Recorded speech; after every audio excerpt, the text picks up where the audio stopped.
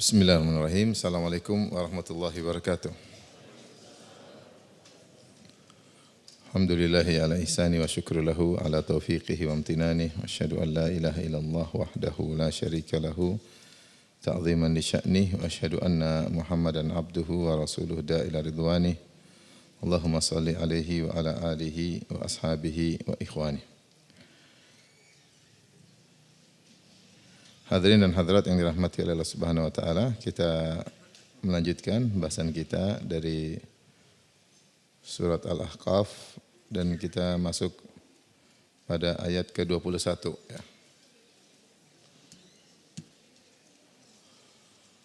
Allah Subhanahu wa taala berfirman, "Wadhkur akha 'adin idh anzara qaumahu bil ahqaf." Dan ingatlah tentang saudaranya kaum Ad, yaitu maksudnya ingatlah tentang berita Nabi Hud alaihissalam yang merupakan saudaranya kaum Ad.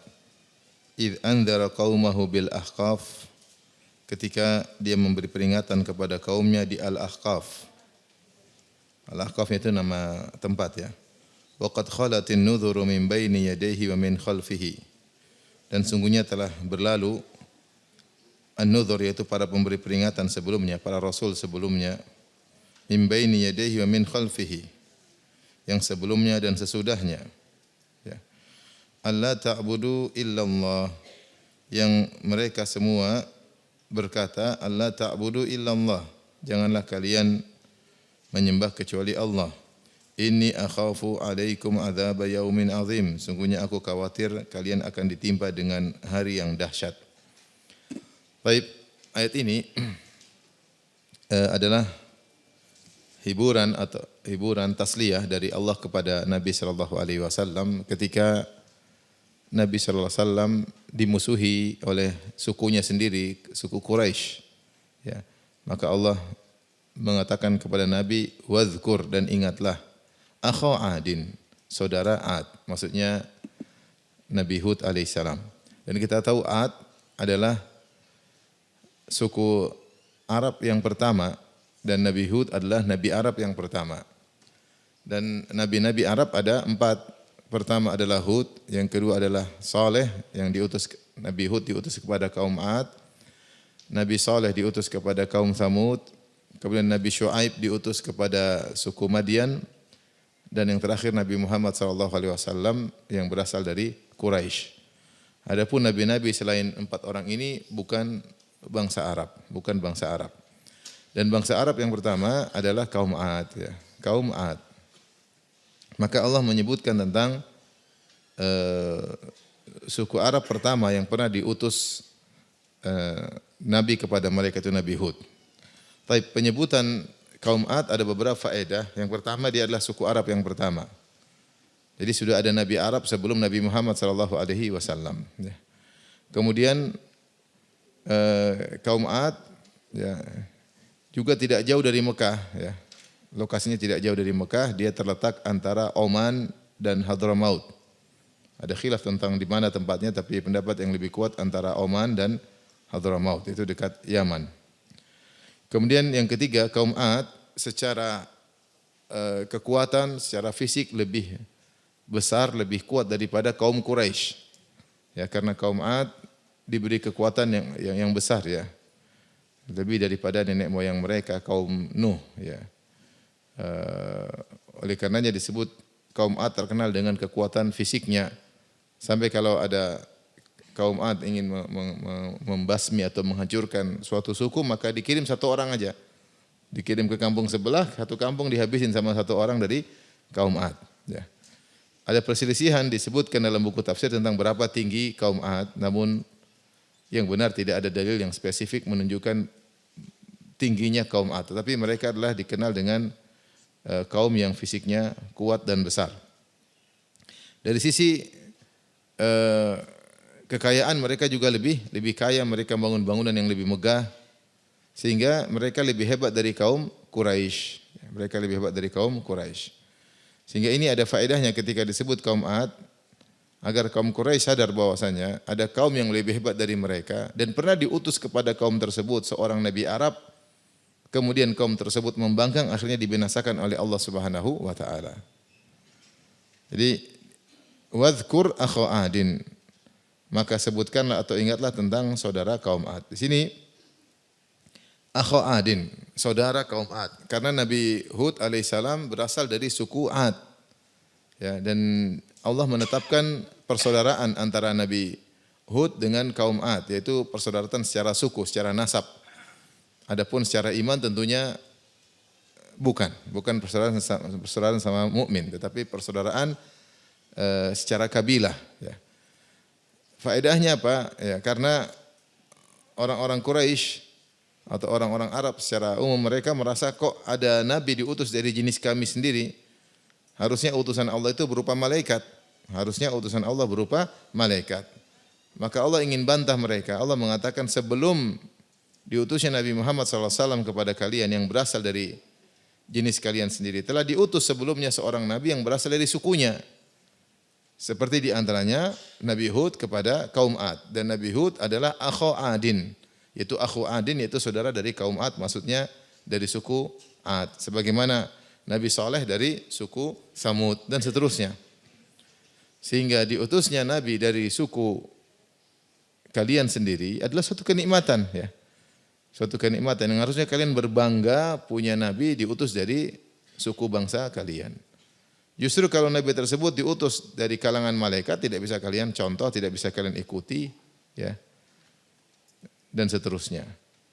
Jadi inilah faedah kenapa Allah mengatakan akha Adin, bahwasanya Nabi Hud adalah saudara dari kaum Ad. Jadi ukhuwah, persaudaraan, ada persaudaraan imaniyah, ya.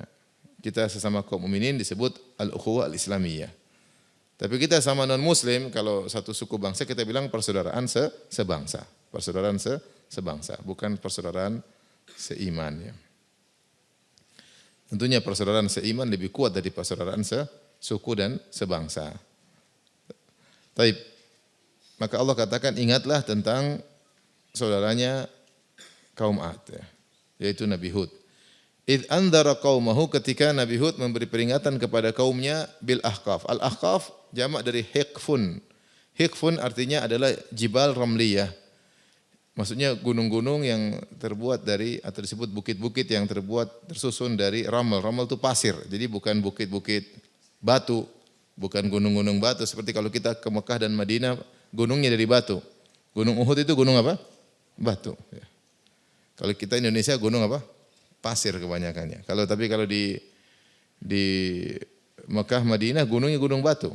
Jabal Abi Qubais, Gunung Uhud, Jabal Thawr, semuanya batu kokoh sehingga sering kalau seorang kokoh disebut jabal, engkau seperti gunung karena tegarnya dan kokohnya. Ya. Zaman berganti, manusia bergonta-ganti, gunung tetap tegar seperti gunung karena gunung dari batu kalau di sana. Tapi di daerah Hadramaut, antara Oman dan Hadramaut ada gunung-gunung tersusun dari pasir, gunung pasir, yaitu disebut Hiqaf. Untuk menunjukkan lokasi mereka tinggal yaitu daerah pegunungan tapi bukan gunung batu, tapi gunung-gunung pasir. Gunung pasir setelah kemudian lembah-lembah, gunung pasir lagi, lembah-lembah, ya. Dan lembah-lembah di situlah mereka hidup diselingi dengan bukit-bukit apa?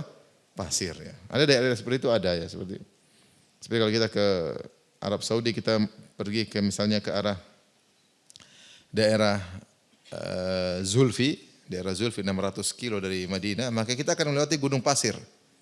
Gunung pasir di sela-selanya ada lembah. Orang-orang hidup di lembah tersebut. Kira-kira gambaran lokasinya kaum Ad demikian. Jadi mereka tinggal di lembah-lembah di sela-sela gunung pasir. Bukit-bukit pasir. Maka Allah berkata, "Wadhkur akha Adin idh andhara qaum bil ahqaf." Dan suku Ad ini beritanya sampai kepada orang-orang Quraisy. Orang-orang Quraisy tahu suku Ad, suku Samud. Mereka tahu karena suku Ad, suku Samud juga Arab. Cuma sekarang sudah hilang silsilahnya sehingga disebut dengan Arab al-Ba'idah, yaitu Arab yang sudah hilang silsilahnya. Ya. Tetapi berita tentang mereka sampai kepada kaum Quraisy yang mendustakan Nabi Muhammad sallallahu alaihi wasallam. Bosnya dulu ada suatu kaum namanya kaum Ad yang tinggal di Al-Ahqaf, yaitu antara Hadramaut, antara Yaman dengan Oman. Idh anzara qaumahu, ketika Nabi tersebut yaitu Nabi Hud alaihissalam memberi peringatan kepada kaumnya bil Ahqaf, di lokasi yang terdiri atas bukit-bukit pasir, di lembah-lembah di sekitarnya, di antara Hadramaut dan Oman. Wa qad khalatin nudhuru min baini yadayhi wa min khalfihi, dan telah berlalu para rasul ya di depannya maupun di belakangnya. Ya, maksudnya Nabi Hud bukanlah sendiri. Sebelum Nabi Hud sudah ada nabi-nabi sebelumnya, di antaranya adalah Nabi Nuh ya. Dan setelah Nabi Hud juga ada nabi-nabi yang lain seperti Nabi Saleh dan yang lainnya. Sebagaimana Nabi Muhammad sallallahu alaihi wasallam setelah Nabi Hud. Dan semua nabi-nabi tersebut menyeru pada satu pernyataan yang sama. Allah ta'budu illallah. Janganlah kalian menyembah kecuali hanya kepada Allah. Itu bertauhidlah kalian. Inni akhafu alaikum adzab yaumin azim. Sungguhnya aku takut kepada kalian azab di hari yang sangat dahsyat. Kalian akan ditimpa dengan azab di hari yang sangat dahsyat. Inilah kenapa surat ini disebut dengan surat Al-Ahqaf, karena disebut satu lafal yang tidak disebutkan di surat-surat yang lainnya. Ada lafal Al-Ahqaf. Jadi kalau ditanya Al-Ahqaf artinya apa? Al-Ahqaf itu adalah kata plural, kata jamak dari Al-Hikaf, dan Hikaf maknanya adalah bukit apa? Pasir. Bukit pasir. Jadi beda dengan kita. Kalau kita ini bukan bukit pasir, bukit tanah. Kalau kita ini gunungnya apa? Tanah. Jadi kalau itu bukit pasir dipegang ini bisa dipegang, pas lagi bisa dipegang ya. Kalau itu kan harus dipacul ya. Kalau di kita harus dipacul ya. Sana ada bukit-bukit pasir banyak ya. Baik. Kemudian seluruh nabi berkata, ya, sembahlah Allah semata, karena seluruh nabi diutus untuk mentauhidkan Allah, menyeru manusia untuk bertauhid. Walaqad ba'atsna fi kulli ummatin rasulan an i'budullaha wajtanibut taghut, dan sungguh kami telah mengutus pada setiap kaum seorang rasul yang menyuruh sembahlah Allah semata dan tinggalkanlah sesembahan-sembahan selain Allah, taghut. Kemudian mereka beri peringatan, ini akhafu alaikum adzab yaumin azim. Ini akhafu alaikum adzab yaumin azim. Ya. Sungguhnya aku khawatir kalian akan ditimpa dengan azab di hari yang sangat dahsyat. Yaum azim, hari yang dahsyat. Kenapa disebut hari yang dahsyat? Karena pada hari tersebut terjadi peristiwa-peristiwa yang dahsyat. Di antaranya adalah siksaan yang turun. Taib, di sini di antaranya para rasul, di antaranya Nabi Hud, memperingatkan kepada kaumnya tentang azab duniawi ya. Apa yang dimaksud dengan azab yaumin azim? Ini bisa diartikan azab di hari kiamat kelak. Tetapi zahir daripada kelanjutan ayatnya, Nabi Hud sedang memperingatkan tentang azab yaumin azim, yaitu kalian akan ditimpa dengan azab di dunia di hari yang dahsyat. Yes. Karena mereka ini tidak beriman dengan hari akhirat. Mereka tidak beriman dengan hari akhirat. Maka Nabi Hud ingatkan, azab ada dua. Ada azab di hari akhirat dan ada azab juga bisa menimpa di dunia. Ada azab juga menimpa di dunia. Maka apa kata kaum Ad? Qalu ajitana lita'fikana an alihatina. Apakah engkau datang kepada kami wahai Hud? Lita'fikana an alihatina, agar memalingkan kami dari menyembah Tuhan-Tuhan kami. Jadi kau menyuruh kami hanya menyembah Allah saja. Adapun sembah zaman kami, berhala-berhala kami ditinggalkan. Fa'tina bima ta'iduna in kunta minas sadiqin. Maka mereka nantang. Fa'tina, kalau begitu datangkanlah kepada kami mata iduna, apa yang sudah kau janjikan kepada kami, in kunta minas sadiqin, kalau kau benar-benar orang yang jujur. Dan ini benar-benar ejekan kepada Nabi Hud. Ini Nabi Hud bilang akan datang azab yang pedih. Kata mereka, harusnya mereka berkata, fa'tina bima tatawa'aduna.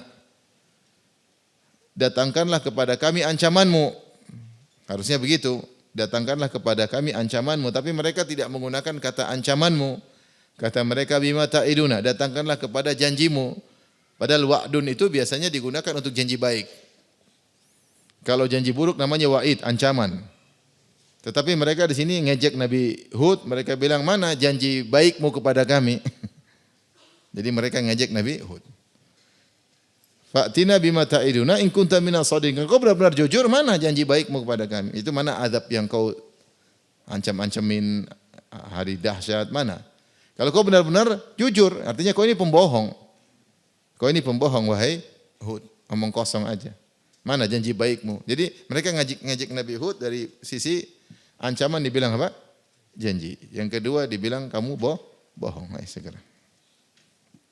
Ketika ditantang seperti itu, Nabi Hud berkata, qala innamal ilmu indallah. Sungguhnya ilmu tentang hal tersebut di sisi Allah.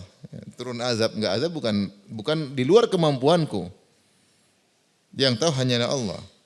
Wa uballigukum ma ursiltu bi. Aku ini tugasnya hanyalah menyampaikan apa yang diperintahkan kepadaku, risalah ya. Uballighu risalata rabbi. Uballighu risalati rabbi ya. Aku hanya menyampaikan risalah dari Allah Subhanahu wa taala. Uballigukum risalati rabbi. Aku hanya menyampaikan kepada kalian perintah dari Allah, pesan dari Allah Subhanahu wa taala bahwasanya kalian akan ditimpa dengan azab yang dahsyat. Tapi kapannya saya enggak tahu. Kapannya saya enggak tahu. Yang tahu siapa? Allah. Makanya Nabi Hud berkata, "Innamal ilmu indallah." Yang tahu kapan menimpa kalian itu di sisi Allah Subhanahu wa taala. Karena tugasku hanya menyampaikan pesan dari Allah, dari Tuhan. Walakinni arakum qauman tajhalun. Tapi menurutku aku memandang kalian adalah kaum yang bodoh, Ya, kalian bodoh ya.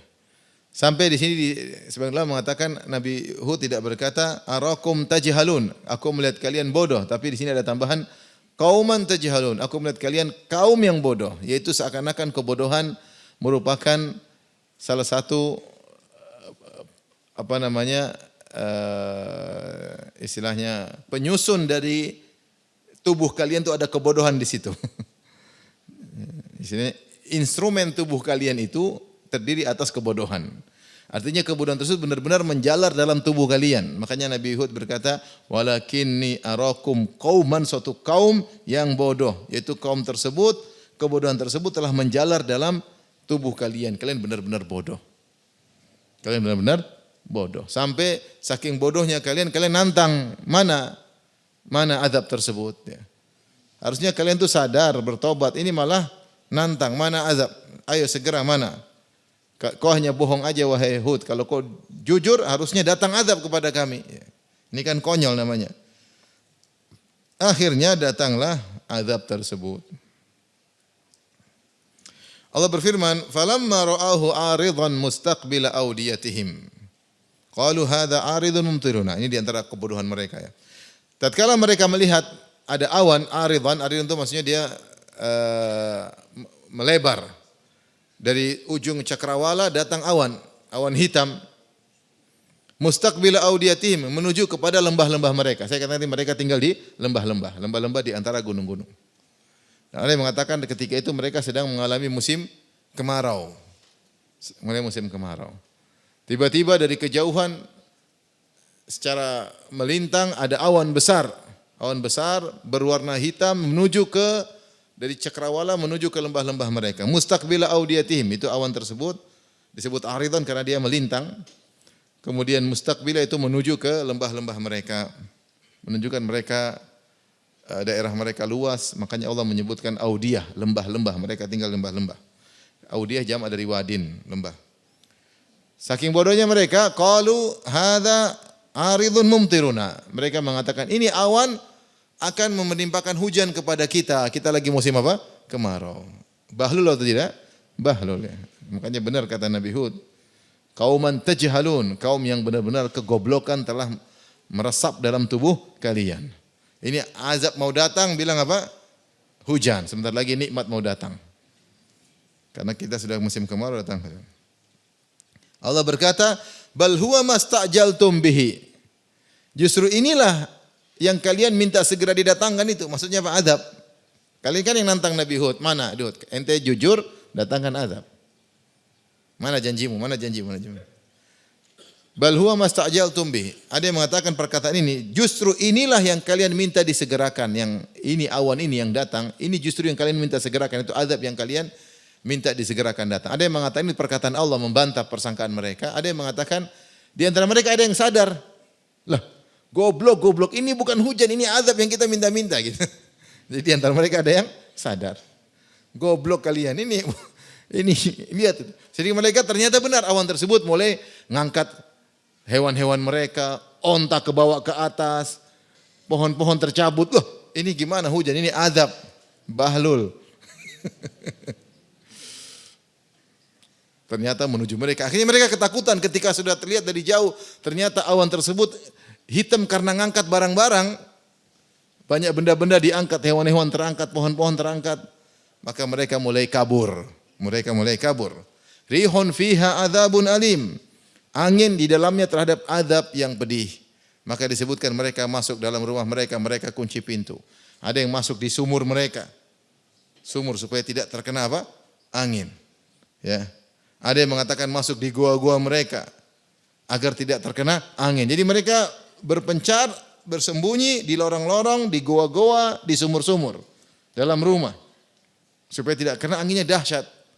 Bayangkan sampai terangkat hewan-hewan. Tapi mereka tidak bisa sembunyi ya.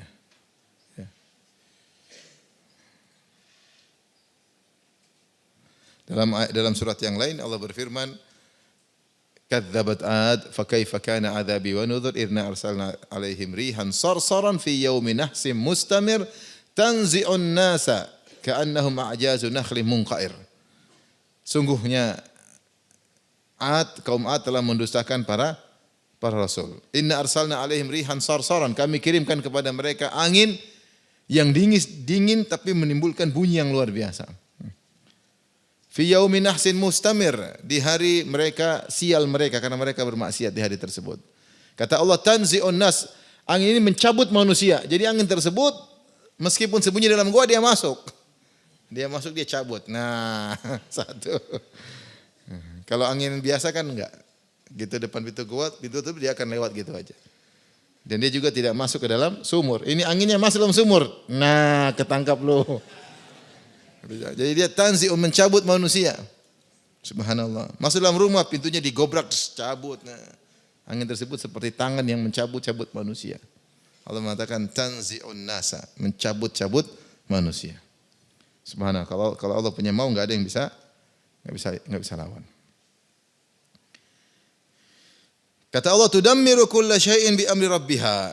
Maka angin tersebut menghancurkan segala sesuatu dengan perintah Rabb-nya. Perhatikan angin ini bukan dia maunya dia, tapi siapa yang perintah? Allah Subhanahu wa taala.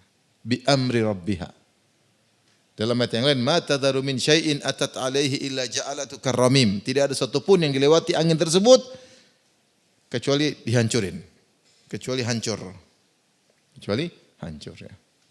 Jadi angin, hujan, ya, gempa, ya, semuanya perintah Allah Subhanahu wa taala. Makanya kejadian-kejadian seperti dalam perang Badar, Allah kirimkan hujan. Hujan tersebut menimpa kamp kaum muslimin dan menimpa kamp Abu Jahal. Yang menimpa kaum muslimin hujannya nyaman sehingga mereka minum, mereka mandi, kemudian tanah mereka menjadi kokoh untuk dipijak. Tapi hujan yang menimpa Abu Jahal kacau, bikin kacau. Tenda-tenda mereka, hujannya sangat deras, mereka kesulitan. Hujannya sama di waktu yang sama, tapi sifatnya berbeda. Kenapa yang ngatur hujan? Allah Subhanahu wa taala. Contoh lagi seperti angin, ketika bukankah Allah menghancurkan dalam perang Ahzab dengan angin, ya.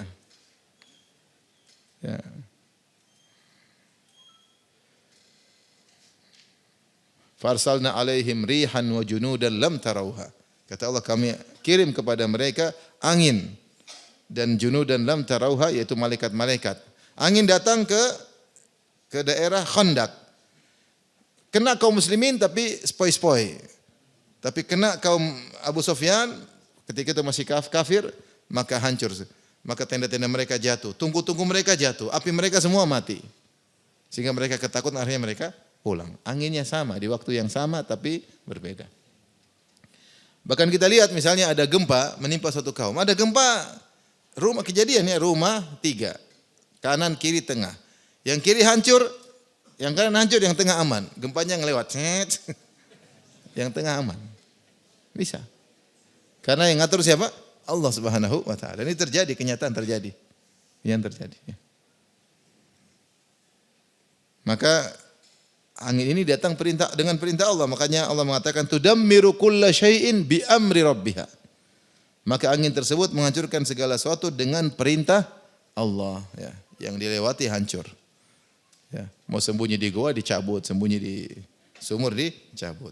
Kata Allah, fa asbahu la yura illa masakinuhum. Jadilah mereka tidak terlihat lagi kecuali tempat tinggal mereka. Yang masih tersisa tempat tinggal mereka. Dalam ayat yang lain Allah katakan bahwasanya diangkatlah mereka, ya, kaum Ad, ya. Sab'a layalin wa thamaniyata ayyamin husuma, ya. 7 malam dan 8 hari diangkat, digoncang di udara. Digoncang sampai usus mereka keluar. Usus mereka keluar. Jadi mereka ini kan sombong. Kaum Ad ini sombong karena tubuhnya yang sangat kuat, ya.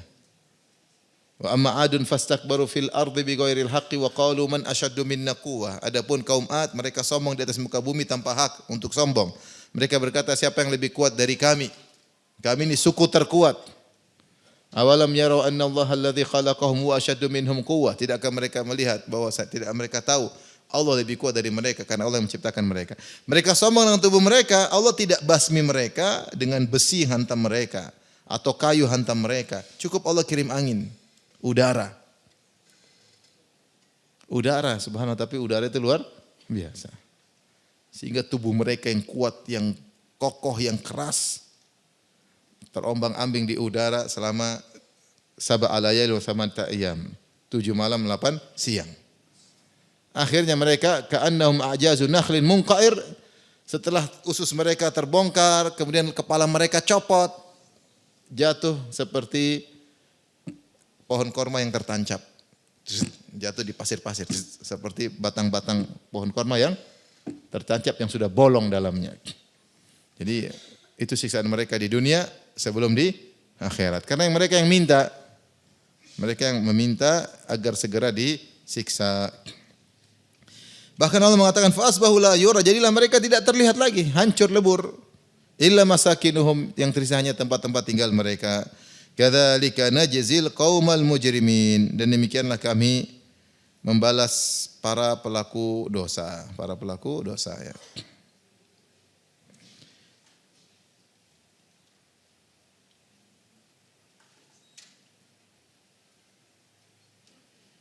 Baik, lanjutkan.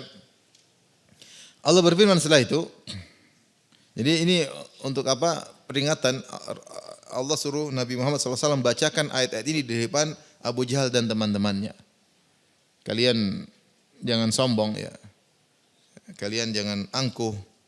Apa yang kalian miliki tidak lebih hebat dari apa yang dimiliki oleh kaum Ad. Kaum Ad lebih hebat, lebih kuat, lebih kaya, lebih menggentarkan suku-suku yang lain. Tidak ada yang berani lawan mereka. Ternyata mereka juga binasa. Apalagi kalian, wahai kaum Quraisy. Allah berfirman, "Walaqad makkannahum fi ma immakkannakum fi."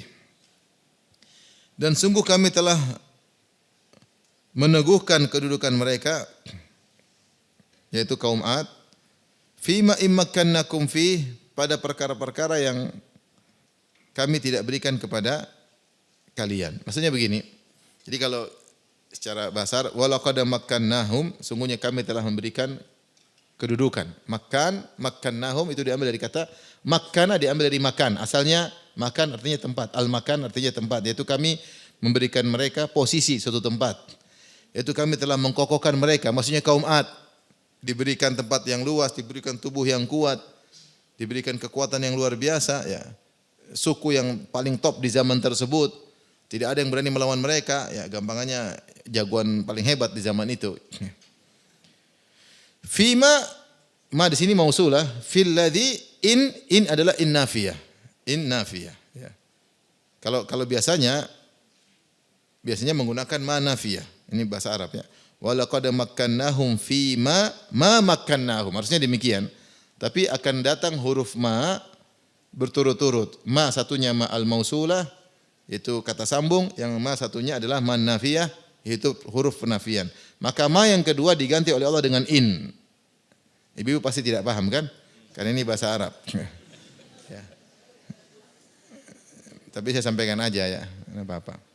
Walau qad makkannahum, maknanya sungguh kami telah memberikan kepada mereka kaum Ad kehebatan-kehebatan yang kami tidak berikan kepada kalian wahai kaum Quraisy. Maksudnya demikian. Immakkannakum fi. Kalian sama-sama diberi kenikmatan. Harusnya kenikmatan yang kami berikan kepada kaum Ad dan kepada kalian kaum Quraisy harusnya kalian gunakan untuk bertakwa kepada Allah, untuk bersyukur kepada Allah, untuk mentauhidkan Allah. Tapi kalian tidak melakukannya. Dan ingat apa yang kami berikan kepada kalian wahai kaum Quraisy, wahai Abu Jahal, CS dan teman-temannya, tidak lebih hebat daripada apa yang kami berikan kepada kaum Ad. Kaum Ad lebih jago. Kaum Ad lebih hebat. Ditakuti, gentar ya. Satu dunia takut sama kaum Ad. Kalian ya cuma kecil, sekelompok orang di Mekah masih kalah dengan Persia, masih kalah dengan apa? Romawi ketika itu. Ya. Jadi kami telah memberikan karunia kepada kaum Ad lebih daripada yang kami berikan kepada kalian wahai kaum Quraisy. Wa ja'alna lahum sam'an wa absaran wa afidah, dan sama kami telah berikan kepada kaum Ad pendengaran, penglihatan dan hati. Allah ingin mengatakan, ya, fama agna anhum sam'uhum wala absaruhum wala afidatuhum min syai'in idz kanu yajidun bi ayatillah. Akan tapi jadi kami telah berikan mereka kenikmatan berupa penglihatan, pendengaran dan hati. Artinya mereka bisa melihat, mereka bisa mendengar dan mereka bisa berfikir. Tidak ada uzur bagi mereka. Sudah ditegakkan hujjah. Nabi Hud telah diutus kepada mereka dan telah berdiskusi dengan mereka, telah mendakwai mereka. Jadi mereka diazab oleh Allah. Itu tampak tidak ada uzur lagi bagi mereka. Ini maksudnya Allah ingin ingatkan bahwasanya di antara nikmat, dari sekian nikmat yang banyak Allah berikan kepada mereka adalah nikmat penglihatan, pendengaran dan apa? Hati. Jadi ini harus kita sadari bahwasanya di antara nikmat yang paling besar Allah berikan kepada kita adalah penglihatan, pendengaran dan apa? Hati. Makanya Allah mengatakan wallahu akhrajakum min butuni ummahatikum la ta'lamuna syai'an wa ja'alakumus sam'a wal absara wal afidata la'allakum tashkurun. Dan Allah telah mengeluarkan kalian dari perut ibu kalian dalam kondisi kalian tidak tahu apa-apa. Lantas Allah berikan kepada kalian pendengaran, penglihatan dan hati agar kalian bersyukur. Maksudnya pendengaran, penglihatan, hati itu sarana untuk nambah ilmu. Asalnya ilmu kalian nol. Kemudian dengan ada penglihatan, pendengaran dan hati maka semakin bertambah ilmu kalian supaya kalian bersyukur.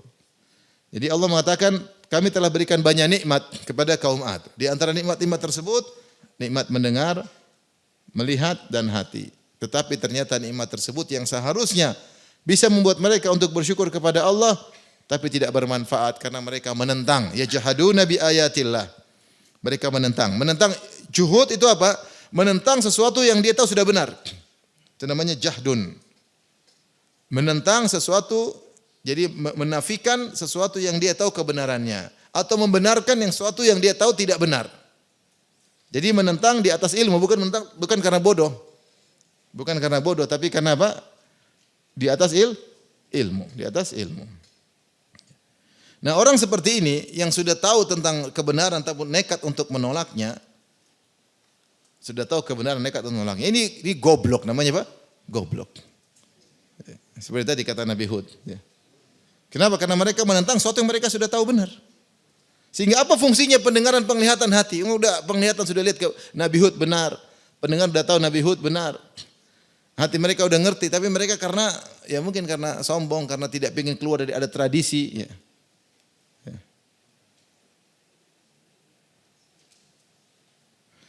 Ajitan apa lina'budallaha wahdahu wa nadhara ma kana ya'budu abauna. Wahai Hud, kau datang kemari untuk menyuruh kami untuk menyembah Allah saja. Na'budallaha wahdahu wa nadhara ma kana ya'budu abauna, dan untuk meninggalkan semua sesembahan-sembahan nenek moyang kami enggak bisa. Jadi mereka sudah tahu ini kebenaran tapi karena ini tradisi enggak bisa ditinggal. Bisa ditinggal. Susah melawan tradisi, susah. Tradisi sudah mendarah daging, susah. Makanya ketika Ibrahim alaihissalam berkata kepada bapak dan kaumnya, ma hadhihi tamathilul lati antum laha aqifun. Apa ini berhala-berhala kalian nongkrong di situ ibadah kepada berhala tersebut? Kata mereka, Wajadna aba'ana laha abidin. Kami dapati nenek moyang kami sudah menyembahnya. Kami tinggal ngikut aja. Tradisi. Nenek moyang kami udah begini. Ibrahim bantah. Laqad kuntum antum wa aba'ukum fi dhalalim mubin. Kalau begitu kalian sesat, nenek moyang kalian juga sesat. Ini sangat menjengkelkan. Mereka kaget. Kalau kita dibilang sesat masih mending, tapi mbahmu, bapakmu, ya, mbah-mbahmu sesat semua, itu tambah jengkel. Karena seorang terkadang berdalil dengan nenek moyang, kita sesat, yang penting nenek moyang benar. Ini kamu sesat, kata Nabi Ibrahim, laqad kuntum, ente sesat, nenek moyang kalian juga apa? Sesat. Ini bikin jengkel. Ya. Ajitana bil haqqi am anta minal la'ibin. Wahai Ibrahim, kau ini serius apa main-main ngomong begitu? Jadi intinya mereka menolak suatu kebenaran yang mereka sudah tahu. Karena apa? Karena berpegang dengan tradisi. Maka Allah ini menyindir orang-orang Quraisy. Kalian sama, kalian diberi penglihatan, dilihat pendengaran, diberi hati. Namun kalian mendustakan apa yang kalian tahu tentang kebenarannya. Tidak lain kecuali hanya berpegang dengan tradisi nenek moyang. Nenek moyang. Saya ada satu daerah ketika didakwahi, kau jangan ajar agama sama kami. Nenek moyang kami lebih duluan masuk Islam daripada nenek moyangmu. Begitu nenek. Jadi karena nenek moyang kami duluan masuk Islam dan agamanya begini, kau jangan ajar kami. Ada yang begitu sebagian daerah. Taib. Yang kami bawa ini ajarannya nenek moyangnya lebih masuk Islam daripada nenek moyangmu. Kami bawa dari Arab, paham? Yang kami bawa ini dakwah dari apa? Dari Mekah Madinah, yang nenek moyangnya sana duluan masuk daripada nenek moyangmu. Kalau jalur nenek moyang repot. Nenek moyang. Nenek moyangmu ya. Masuk Islam tahun berapa? Abad berapa? Saya belajar dari orang yang nenek moyangnya lebih duluan masuk Islam daripada nenek moyangmu. Akhirnya debat kusir ya. Ya akhirnya nenek moyang alhamdulillah mereka masuk Islam. Bukan berarti mereka maksum. Ya, mereka masuk Islam tentu ada kekurangan, tinggal diperbaiki ya. Semua tradisi masa lalu yang baik kita pertahankan, yang salah kita perbaiki, kan begitu. Kecuali nenek moyangmu nabi ya, sudah selesai. Sama, bukankah kita nanti jadi nenek moyang nanti? 1000 tahun lagi kita sudah jadi apa nenek moyang. Baik, karena bertahan dengan tradisi akhirnya mereka menolak ajaran Nabi Hud alaihissalam. Dan ini sindiran oleh Allah kepada kaum Quraisy yang mereka juga demikian ketika mereka menolak dakwah Nabi Muhammad SAW, mereka bersandar kepada tradisi nenek moyang. Makanya ketika Abu Jahal menjenguk Abu Talib mau meninggal dunia, paman Nabi, maka Nabi dakwahi, ya ammi, qul la ilaha illallah. Kalimatan uhajulaka biha indallah. Wahai pamanku, ucapkan la ilaha illallah, aku akan bela engkau di hadapan Allah dengan la ilaha illallahmu tersebut. Seandainya Abu Talib mengucapkan la ilaha illallah, maka dia pasti masuk surga. Bahkan sebagian ulama mengatakan dia akan lebih hebat daripada Abu Bakar dan Umar. Dia lebih hebat karena dia yang melihara Nabi sejak kecil, dia yang pasang badan bela Nabi, rela mati membela Nabi, dia terus-terusan membela Rasulullah sallallahu alaihi wasallam. Seandainya dia mengatakan la ilaha illallah, dia lebih hebat daripada Abu Bakar dan Umar. Cuma situ ada Abu Jahal.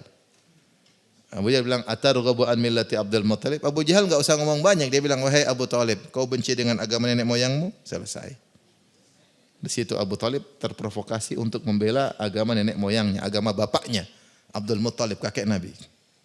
Fa aba an yaqula ila tidak mau mengucapkan la ilaha illallah, mati syirik akhirnya. Gara-gara tidak mau meninggalkan tradisi. Makanya di antara metode orang-orang kafir, di antaranya Abu Lahab, ketika ingin mencela Nabi Muhammad, di antara gelaran yang ditempelkan kepada Rasulullah adalah sabi. Sabi itu orang yang keluar dari tradisi. Karena dia tahu masyarakat tersebut bertahan dengan tradisi. Begitu ada yang keluar dari tradisi pasti dimusuhin. Makanya Rasulullah dikatakan sabi. Orang keluar dari tradisi masyarakat. Orang yang keluar dari tradisi nenek moyang. Jadi cara memusuhi orang ini menyelisih tradisi, ya itu orang terprovokasi mudah. Ini menghina tradisi nenek moyang kita, orang langsung jengkel sama orang tersebut. Kita sudah jalankan tradisi ini bertahun-tahun, ratusan tahun, datang kau rubah-rubah. Sudah dimusuhi. Jadi buat mereka susah dapat hidayah sehingga pandangan mereka tidak bermanfaat, telinga mereka tidak bermanfaat, pendengaran mereka, hati mereka tidak bermanfaat, dan mereka menolak kebenaran karena bertahan dengan tradisi. Kata Allah, wa haqa bihim ma kanu bihi yastahzi'un. Maka mereka ditimpa dengan apa yang mereka ejek-ejek. Di antaranya mereka yang ngejek azab. Apa itu azab? Mana azabnya? Sini segera datangkan. Mana azab-azab yang kau ancamin? Segera datangkan. Ya. Sehingga suatu hal yang memilukan ketika apa yang mereka ejek-ejek ternyata jadi kenyataan. Sehingga Allah tidak mengatakan maka menimpa mereka azab, tapi orang mengatakan menimpalah mereka apa yang mereka ejek-ejek selama ini.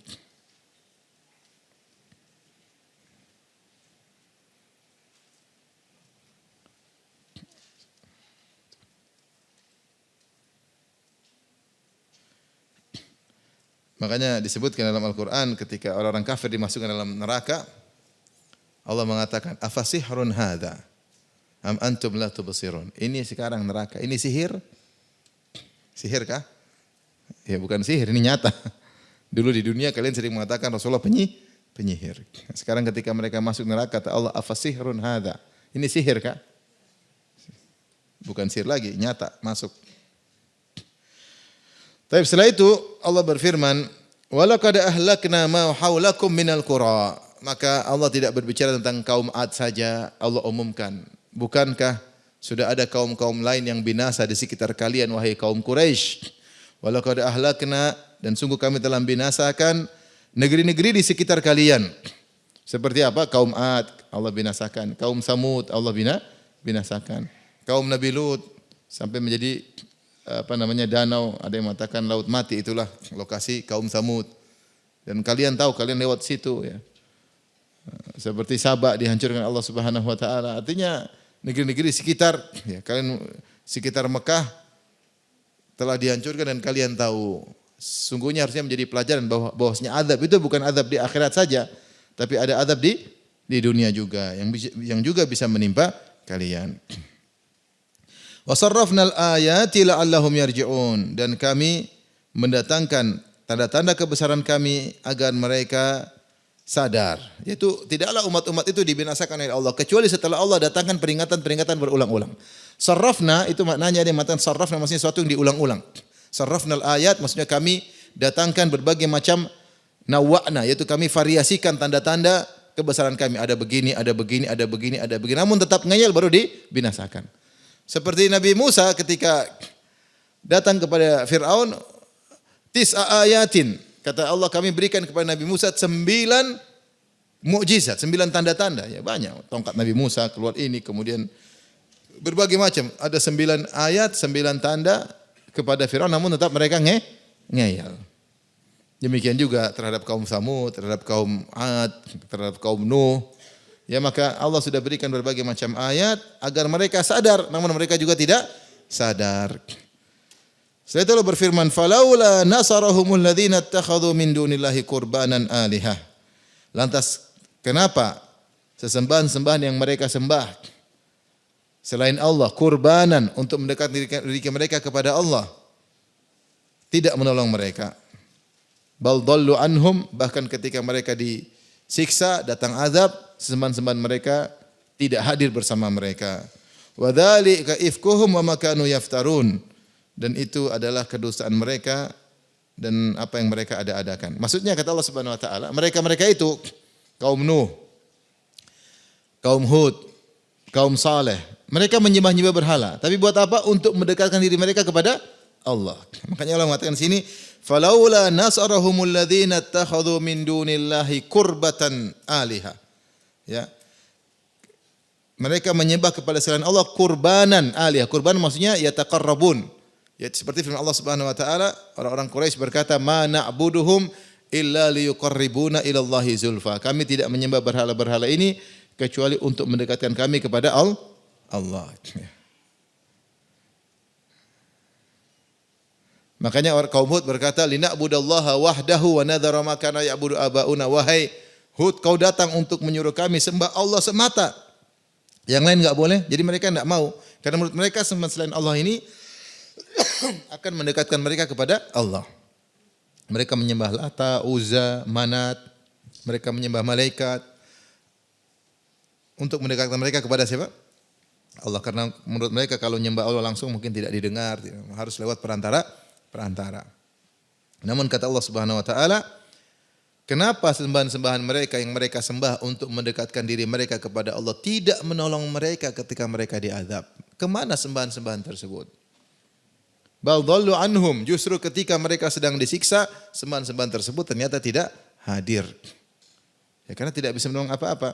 Wa dzalika ifkuhum ma kanu yaftarun. Jika begitu, maka pernyataan mereka bahwa sembahan-sembahan mereka bisa menolong mereka di dunia atau memberi syafaat bagi mereka di akhirat hanyalah kedustaan mereka dan karangan-karangan mereka. Ya. Kedustaan mereka, dzalika ifkuhum ma kanu yaftarun, dan apa yang mereka karangan mereka aja, ini tidak ada hakikatnya. Tapi ikhwan, sampai sini saja dulu kajian kita karena tinggal satu pertemuan lagi tentang pertemuan Nabi dengan para jin ya. Membahas tentang jin jangan sekarang, nanti pertemuan lagi. Insyaallah. Sampai sini saja, Allah taala alam bisawab ya. Kalau ada yang bertanya saya persilakan. Ya. Sebentar, biar ada mic-nya. Ibu silahkan kalau bertanya dia disiapin pertanyaannya. Saya ingin bertanya Ustaz tentang surat Al-Maidah ayat 105 Ustaz. Apa bunyinya? Ya ayyuhallazina amanu Ustaz. Salah. Ya ayyuhallazina amanu alaikum anfusakum. Alaikum anfusakum man dalla alaikum. Ya. La yadurukum man dalla idza tadaitum.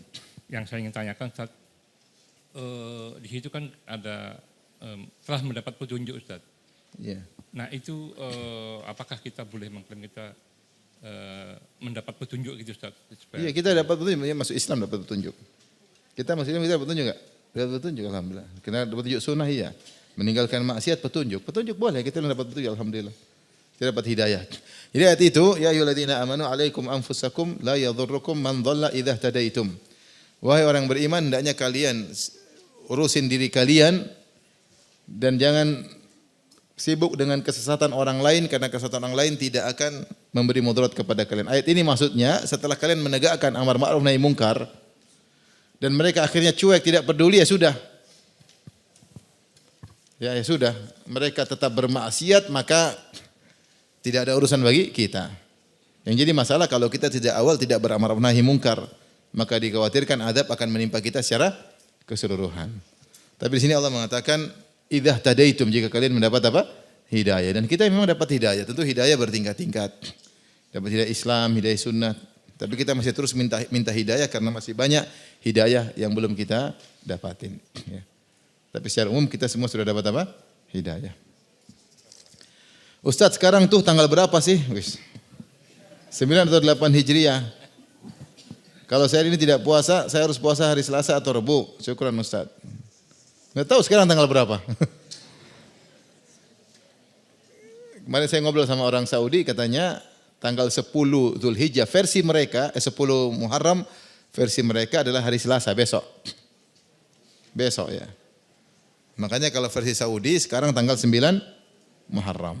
Yang penting itu paling utama adalah tanggal 10. Kalau bisa puasa hari ini tentu terbaik.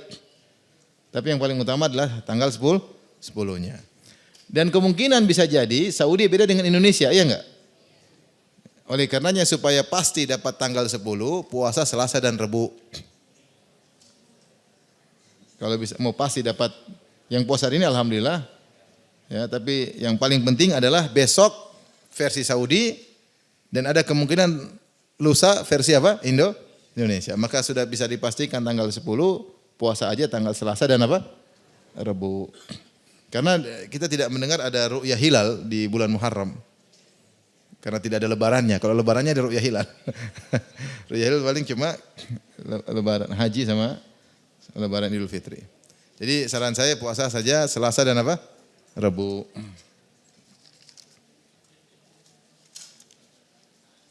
Ketika kita dalam keadaan junub tapi sudah berwudu, apakah boleh kita berzikir dan baca Al-Quran? Kalau berzikir enggak ada masalah. Berzikir tidak ada masalah. Demikian juga zikir pagi petang. Yang di situ ada bacaan Al-Quran, kita niatkan zikir. Sebenarnya zikir pagi petang kita ada baca ayat kursi, ada baca 3 kul. Meskipun junub tidak jadi masalah. Tapi kalau untuk bertilawah, maka ini khilaf di kalangan para ulama. Sebenarnya ulama mengatakan, jumhur mengatakan orang junub tidak boleh baca Al-Quran. Sebenarnya ulama mengatakan tidak ada dalilnya. Junub pun boleh baca Al-Quran. Tapi untuk lebih hati-hati, jadi kalau junub lebih hati-hati pendapat mereka ulama. Kalau junub zikir tidak apa-apa, kalau baca Quran jangan ya. Berwudu tidak mengangkat hadas besar. Jadi harus mandi baru baca Al-Quran.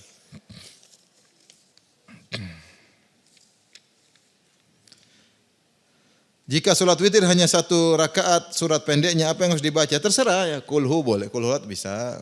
Baca surat apa aja boleh. Al-Baqarah juga boleh 1 rakaat. Boleh enggak apa-apa.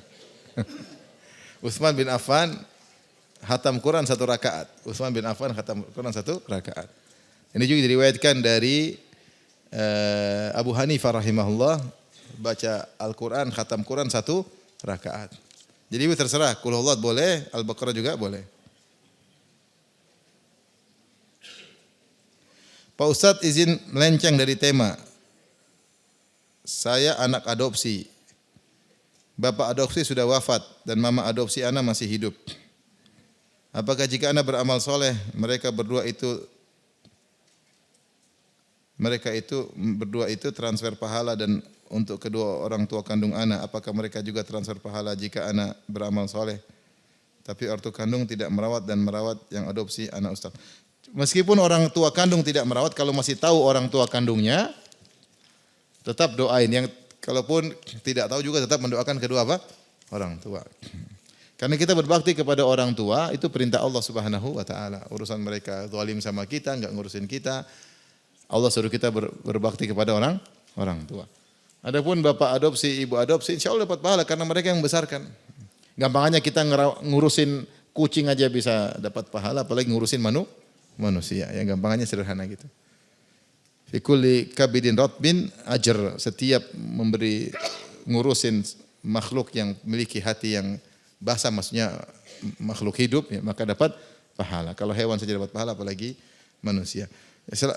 Sering aja doain mereka semua.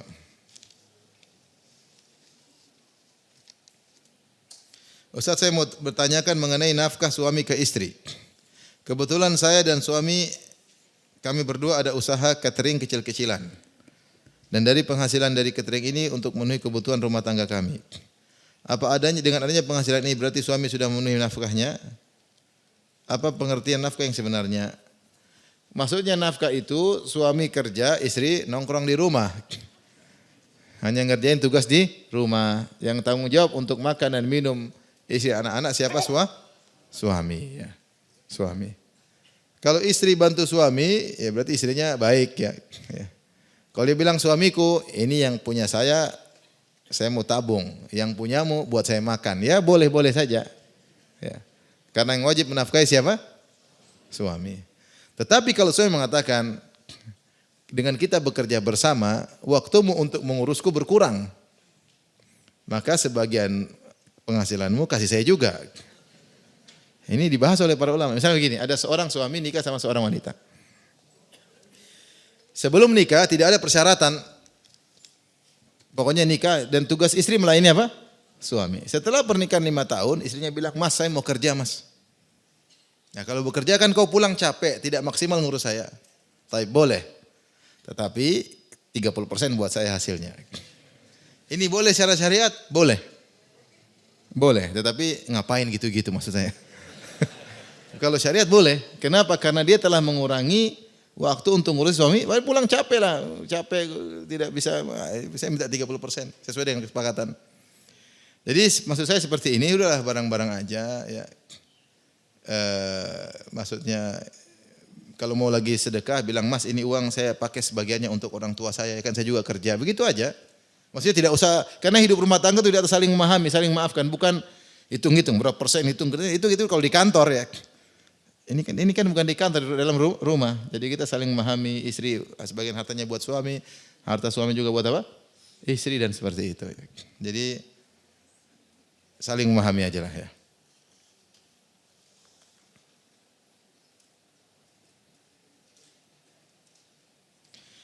Ana mau tanya, panjang nih. Berapa tahun yang lalu Ana membantu teman Ana yang lagi butuh bantuan. Dia mohon banget buat Ana membantu untuk meminjamkan uang, tapi Ana bilang enggak punya duit. Terus teman Ana anggap aja A memohon minta bantuan sama teman Ana yang lain.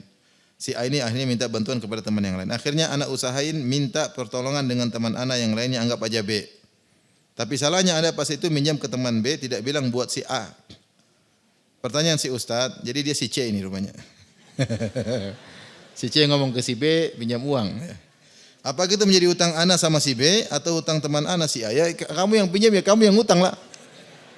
Berarti kamu yang utang kepada si B. Ya. Nah si A punya utang sama kamu gitu. Tapi kamu nggak boleh bilang tagih sama si A, nggak boleh. Ya. Jadi jawabannya itu utang si C kepada si B. Adapun si A utangnya kepada si C.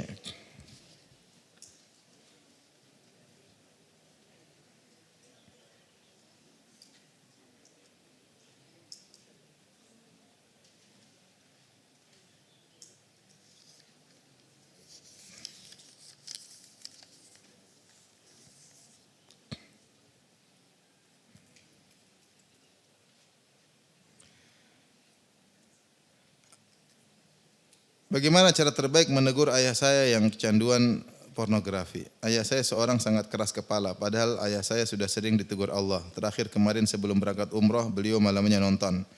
Lalu pas pulang umroh, beliau jatuh sakit sampai dikomakan. Sekarang beliau sembuh, balik lagi. Saya takut anak saya lihat kakeknya yang tidak senonoh. Suruh kawin lagi itu bapaknya ya. Kasihan ya, mungkin dia butuh apa? Butuh istri ya. Carikan, anak berbakti carikan istri buat bapaknya. Ya. Ini kelihatannya aneh, tapi ini terjadi di Arab. Di Arab itu saya tahu ada orang carikan, jadi gini, ada orang carikan istri buat bapaknya, sementara ibu dia masih ada, paham? Ini kan sebenarnya cari masalah sama ibunya. Tapi dia tahu ini sekedar cerita ibu, sekedar cerita ya. Jadi orang datang cari istri buat apa? Bapaknya, padahal ibunya masih hidup. Karena ibunya nggak bisa apa-apa lagi, sementara bapaknya masih membutuhkan. Ya, akhirnya dia carikan dan akhirnya nikah. Jadi dia carikan madu buat ibunya sendiri. Ini satu. Kejadian yang lain, anak-anaknya laki-laki kumpul diskusi. Kita carikan istri buat bapak yuk. Yang begini, diskusi, bayangkan kerjasama anak-anak mencarikan istri buat apa? Bapak. Kalau di Indonesia durhaka lah, apalah. Terus bapak mau nikah, bapak udah tua macam-macam. Kasihan. Jadi ini anak durhaka sama orang tua, bapaknya mau nikah dilarang-larang. Ya. Sampai saya pernah ketemu ada kejadian, ada bapak ini, jadi bapak ini mungkin umur 70. Terus dia sering main ke kompleks janda umur 60. Anaknya cerita, lah itu bapak mau kawin lagi. Iya, nanti daripada dia maksiat kan, khawatir dia berzina, khawatir dia apa. Jadi kalau bisa nikah. Nasihati tentu nasihat tidak boleh. Kalau dia mau nikah, nikahkan aja ya. Kalau mungkin kalau ada yang mau maksudnya, kalau enggak ada yang sudah mau diapain. Apalagi bapak mungkin masih muda, masih 60, masih muda ya. Dibandingkan 80 maksudnya.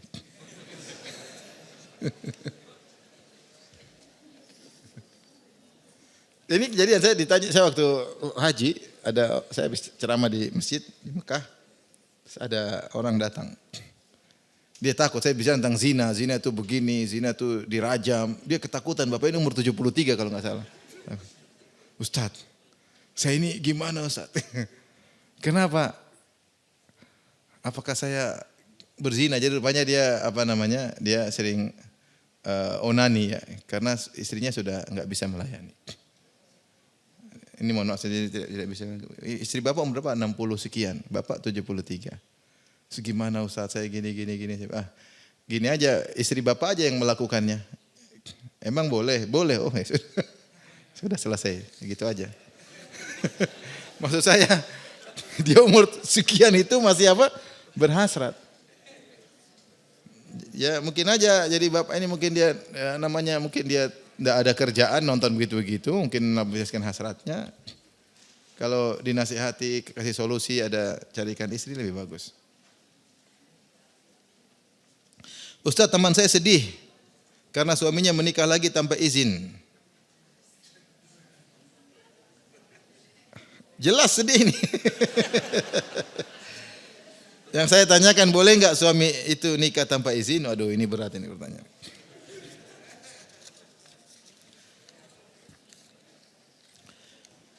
Aduh. Yang jelas saya minta izin ya. Yang jelas saya minta izin. Yang jelas saya dapat SIM, surat izin menikah lagi. Alhamdulillah, saya punya SIM. Ini perlu kajian khusus ya. Nanti ajalah jawabannya.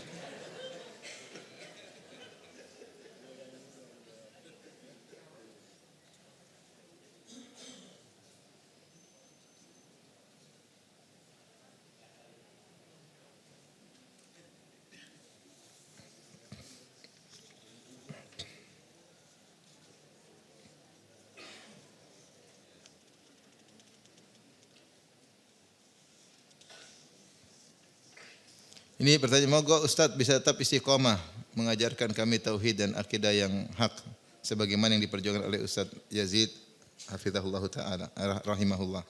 Karena kekhawatiran kami para penuntut ilmu ini akan dakwah yang hak ini bagaimana menumbuhkan iman kita di zaman fitnah. Banyak nasihatnya beliau rahimahullah, cuplikan didengar. Nasihat saya dari orang tua buat apa? Anak-anak muda ya. Kalau saya yang sampaikan, saya juga masih muda ya. Beda dengan yang tua. Kalau tua nasihat itu dari pengalaman hidup yang panjang.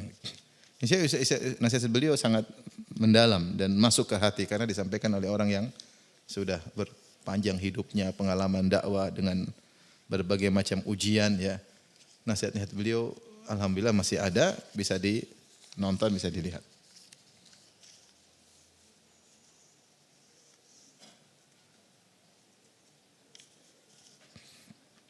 Pertanyaan, saya masih terus bermaksiat, tolong berikan saran.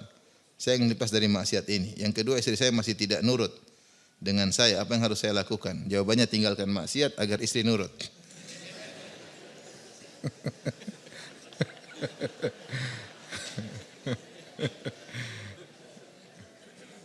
Sabar, hidup ini apa sah?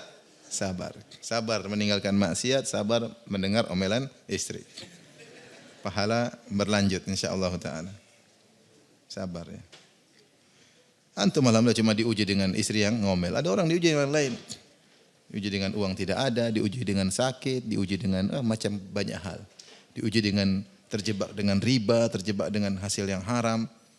Istri ngomel udah dengerin, anggap aja itu kegiatan harian.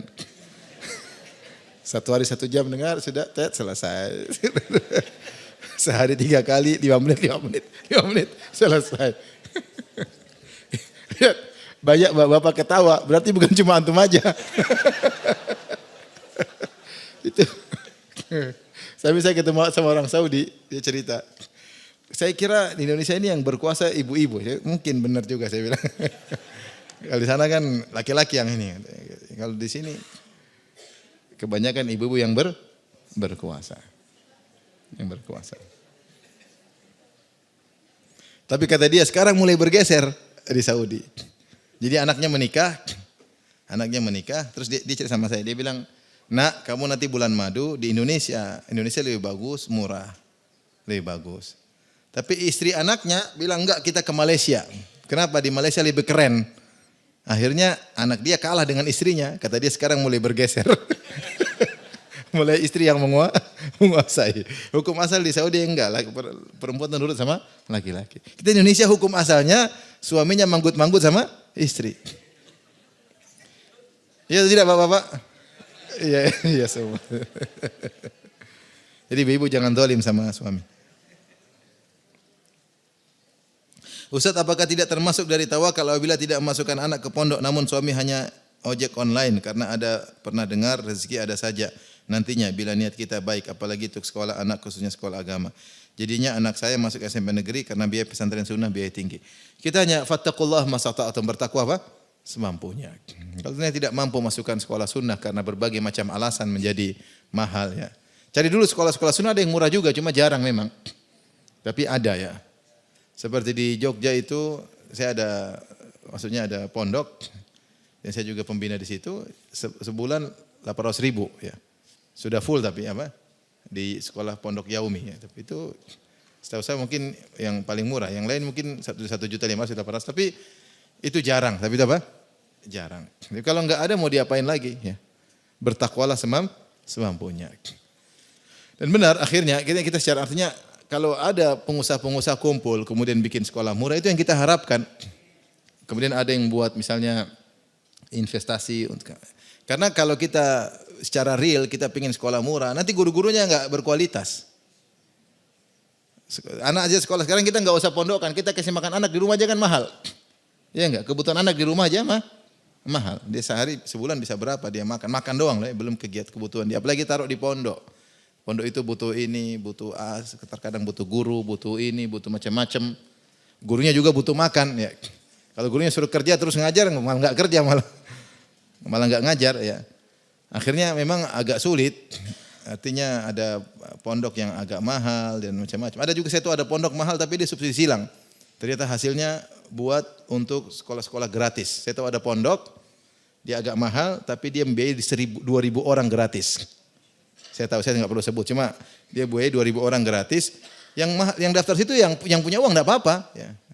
Sama aja belajar sekolah lain juga mahal-mahal, ya sekolah sini aja mahal. Alhamdulillah ada subsidi silang ya, aduh sini silang.